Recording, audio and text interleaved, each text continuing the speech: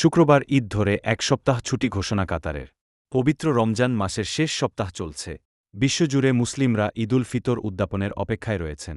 ঈদুল ফিতর কবে হবে, সেটা নির্ভর করছে পবিত্র শাওয়াল মাসের চাঁদ দেখার ওপর। এরই মধ্যে আগামী শুক্রবারকে ঈদের দিন ধরে ৭ দিনের ছুটি ঘোষণা করেছে মধ্যপ্রাচ্যের দেশ কাতার। জ্যোতির্বিজ্ঞান সংক্রান্ত গণনার ওপর নির্ভর করে কাতার ক্যালেন্ডার হাউস ধারণা করছে ১৪৪৭ হিজরির শাওয়াল মাসের প্রথম দিন হতে পারে 20 মার্চ শুক্রবার। পবিত্র রমজান মাস শেষে 1 শাওয়াল ঈদুল ফিতর উদ্যাপিত হয়।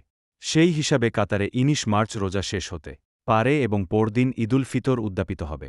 তবে মাস শুরুর ধর্মীয় সিদ্ধান্তটি ধর্মবিষয়ক মন্ত্রণালয়ের চাঁদ দেখা কমিটির ওপর নির্ভর করছে। এদিকে কাতার সরকারের ঘোষণা অনুযায়ী ১৭ মার্চ ঈদের ছুটি শুরু হয়ে শেষ হবে ২৩ মার্চ। মন্ত্রণালয়, অন্যান্য সরকারি সংস্থা ও সরকারি বিভিন্ন কর্তৃপক্ষ ও প্রতিষ্ঠানের ক্ষেত্রে এই ছুটি কার্যকর হবে। সাধারণত চাঁদ দেখা সাপেক্ষে মধ্যপ্রাচ্যের দেশগুলোর একদিন পর বাংলাদেশসহ এই অঞ্চলের দেশগুলোতে রোজা পালন ও ঈদ উদ্যাপিত হয়ে থাকে। সে হিসাবে এবার বাংলাদেশে ২১ মার্চ শনিবার ঈদুল ফিতর উদ্যাপিত হতে পারে।